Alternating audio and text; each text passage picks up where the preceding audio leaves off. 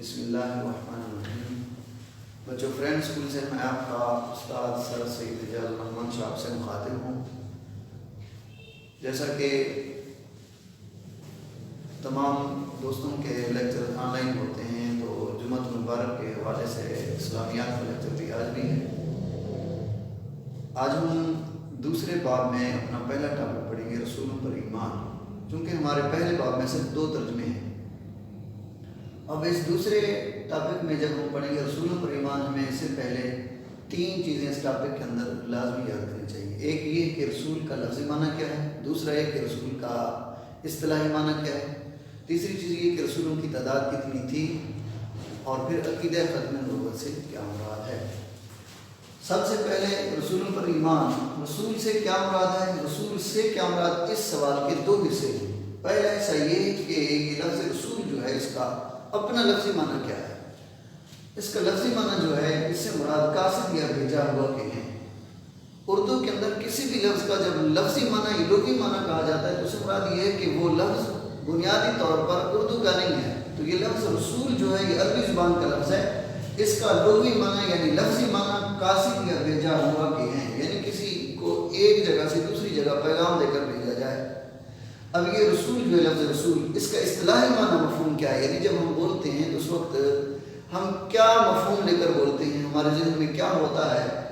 اصطلاحی معنی، اللہ عز و جل کا وہ برگزیدہ بندہ، اللہ عز و جل کا وہ برگزیدہ بندہ جسے اللہ تعالیٰ لوگوں کی رشد و ہدایت کے لیے منتخب فرماتا ہے، اس کو رسول کہتے ہیں۔ اب یہ رسولوں کی تعداد کتنی ہے؟ رسولوں کی تعداد، انبیاء اور رسولوں کی تعداد، یعنی یہ نبی جو ہیں اور رسول جو ہیں، ان کی کل تعداد جو ہے تقریباً 1,24,000 انبیاء کرام ہے۔ کم و بیش، یعنی زیادہ بھی آ سکتے ہیں، کم بھی آ سکتے ہیں۔ ایک سلسلہ تھا حضرت آدم سے لے کر حضرت محمد مصطفیٰ تک 1,24,000 انبیاء اور رسول کم و بیش آئے، اور حضرت محمد صلی اللہ تعالیٰ علیہ وسلم پر یہ سلسلہ ختم ہو گیا۔ آپ کے بعد، یعنی حضرت محمد مصطفیٰ کے بعد کوئی نبی یا رسول نہیں آئے گا۔ اس عقیدے کو عقیدہ ختم نبوت کہتے ہیں۔ چونکہ جب انسان ہسٹری کا مطالعہ کرتا ہے تو اس سے انسان کو یہ پتہ چلتا ہے کہ نبی اور رسول جو آتے تھے وہ نئی شریعت، نئے احکام یا نئے مصحف اور نئی کتاب لے کر آتے تھے۔ ان کی تعداد جو ہے اکثر روایتوں کے مطابق 313 یا 315 ہے۔ نبیوں کی تعداد جو ہے بشمول رسولوں کی تعداد تقریباً 1,24,000 ہے۔ کم و بیش، یعنی زیادہ بھی ہو سکتی ہے، کم بھی ہو سکتی ہے۔ نبی اور رسول میں فرق ہے۔ جو رسول ہے وہ خود نبی بھی ہے، لیکن ہر نبی کے لیے شرط نہیں کہ وہ رسول بھی ہو۔ اس لیے میں نے کہا 1,24,000 میں سے تقریباً 313 یا 315 وہ صرف رسول تھے، باقی صرف نبی تھے۔ نبی کے اوپر بھی اللہ کا وحی نازل ہوتا ہے، اللہ تبارک تعالیٰ فرشتے کو نازل کرتا ہے۔ تو رسول جو تھے وہ نئے احکام لے کر آتے تھے، نبی جو تھے انہی رسولوں کے احکام کو، جو صرف یعنی رسول بھی تھے نبی بھی تھے، وہ صرف جو نبی ہیں وہ ان رسولوں کے احکام کو دوبارہ دنیا کے اندر جو لوگ تحریف کرتے تھے، خلط ولط کرتے تھے، تبدیل کرتے تھے، ان کو دوبارہ زندہ کرنے کے لیے اس دنیا کے اندر آتے تھے۔ اب حضرت محمد مصطفیٰ صلی اللہ علیہ وسلم پر یہ سلسلہ کیسے ختم ہو گیا؟ اس لیے کہ آپ کا پیغام جو ہے زندگی ارتقاء کی جو موڑ پر بھی جائے، جس انتہا پر بھی جائے، مگر آقا دو جہاں صلی اللہ علیہ وسلم اللہ تعالیٰ کے وہ احکام لے کر آئے ہیں جو قیامت تک کے لیے قابل عمل ہیں۔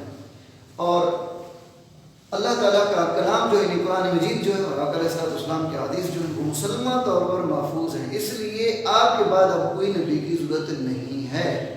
آقا علیہ السلام پر یہ سلسلہ آ کر ختم ہو گیا۔ جب اس سلسلے کو اللہ تبارک و تعالیٰ نے ختم کیا تو قرآن مجید کے اندر ارشاد فرمایا، ما کان محمد ابا احد من رجالکم ولکن رسول اللہ وخاتم النبیین۔ اور محمد تمہارے مردوں میں سے کسی کے باپ نہیں ہے، یعنی والد صاحب نہیں ہیں، بلکہ اللہ کے رسول ہیں اور آخری نبی ہیں۔ کتنا پیارا جملہ ہے۔ جب اللہ تبارک و تعالیٰ فرما رہا ہے کہ محمد تمہارے مردوں میں سے کسی کے بعد نہیں ہے، تو اس سے لامحالہ دوسرے معنی اور مفہوم بھی سمجھ میں آ جاتے ہیں کہ حضرت محمد مصطفیٰ صلی اللہ علیہ وسلم بیٹیوں کے بھی والد بھی ہیں، بیٹوں کے بھی ہیں، اور آقا دو جہاں صلی اللہ علیہ وسلم کی اولاد بھی ہے، لیکن تمہارے مردوں میں سے کسی کے والد نہیں ہے، یعنی حضور صلی اللہ علیہ وسلم کی جو نرینہ اولاد ہے وہ زندگی کے ان ایام تک نہیں پہنچے، جوان نہیں ہوئے۔ اس میں جو حکمت خدا खुदाबंदी है, ये हिकमत इलाही है, वो हम मुसलमानों को ये समझ आती है कि आका दो जहां सल्लल्लाहु अलैहि वसल्लम की अगर बिल्कुल औलाद ना होती तो दुश्मन ताना देते कि हुजूर बेगम सल्लल्लाहु अलैहि वसल्लम की क़ुव्वत मर्दानी की तरफ गलत चीज़ों को मंसूब कर सकते थे। जब आका दो जहां सल्लल्लाहु अलैहि वसल्लम को अल्लाह तबारक व तआला ने औलाद जैसी नेमत भी अता की और आपके बेटे जवान नहीं हुए, उसके अंदर ये हिकमत में ये नज़र आती है कि अगर आका दो जहां सल्लल्लाहु अलैहि वसल्लम के बेटे जवान होते और नबी ना होते तो यहूद ताना देते कि हमारे नबी भी नबी हैं और हमारे नबियों की औलाद भी नबी है, जैसा कि वो हज़रत इब्राहीम को मानते हैं। हज़रत इब्राहीम के बाद आपका बेटा जो हज़रत इसहाक़ का बेटा हज़रत याकूब का बेटा हज़रत यूसुफ, एक सिलसिला है, तो ये इतराज़ कर सकते थे। अब हम बिल्कुल दलील के तौर पर, अकली दलील के तौर पर कह सकते हैं कि हमारे नबी की औलाद जो यानी नरीना औलाद है वो जवान हुई नहीं, और अगर आका अलैहिस्सलाम की औलाद जवान होती और फिर आका अलैहिस्सलाम की नरीना औलाद जवान होती और नबी भी होते तो शान ख़त्म नबूवत ना रहती। अल्लाह तबारक व तआला ये शान सिर्फ अपने हबीब को अता फरमाना चाहता था, इसलिए हिकमत खुदाबंदी के तौर पर आपको बेटे भी दिए गए और आपके बेटे दुनिया के अंदर शीर ख्वारगी में या बचपन ही में फौत हुए। इसलिए अल्लाह तबारक व तआला ने आपकी शान ख़त्म नबूवत को वाज़ेह करते हुए इरशाद फरमाया, मा काना मुहम्मदुन अबा अहदिम मिन रिजालिकुम। लफ्ज़ रिजाल जो है राजुलन की जमा है, राजुलन का माना है मर्द, रिजालिकुम तुम्हारे मर्दों में से, रिजाल जमा है, लेकिन अल्लाह के रसूल हैं और ख़ातम नबी हैं, आखिरी नबी हैं।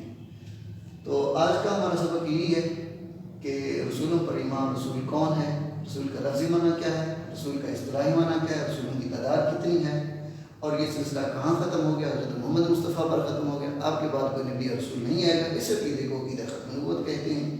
इस आयत से आका दो जहां सल्लल्लाहु अलैहि वसल्लम की शान ख़त्म नबूवत वाज़ेह है।